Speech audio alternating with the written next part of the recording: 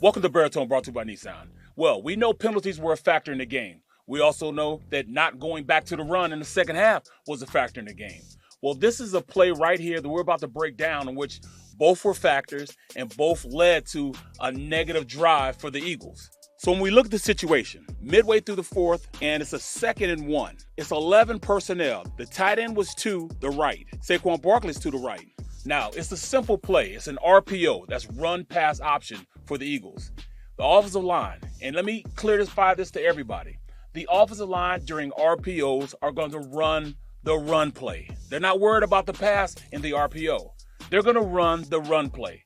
On this play, on this RPO, Jalen Hurts has to read the end. If the end crashes down, then Jalen pulls it from the running back and throws it to the receiver.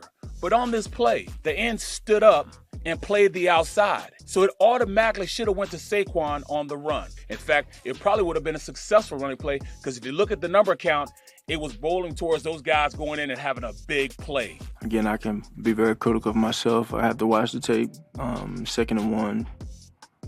Could have very easily ended that ball off, and I threw the bubble. I don't know why he pulled it from Saquon on this play. Because I look at the number count on the right side, you got Smitty, you got Goddard, and you have Dotson. If you look at it, they have 4 guys on that side that they have only 2 blockers to block them. It just didn't make sense. The number count is not there. Plus that end, at the end of the line, he didn't crash. And that's when you hand off the ball to Saquon Barkley.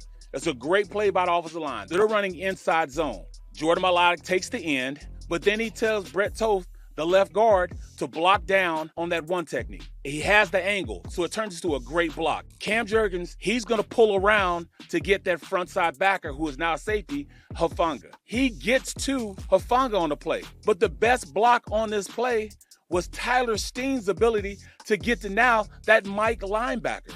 He had him out-phased. If the ball would have been handed off, they had everybody blocked. And if you look up top, even A.J. Brown is able to get up and get the block on the cornerback.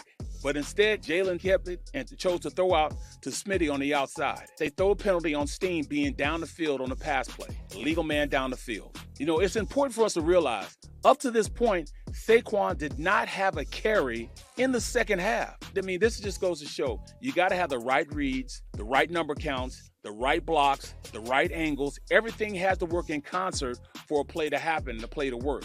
You can't afford as a football team to keep making these little mistakes because they eventually become big mistakes and allow you to lose games.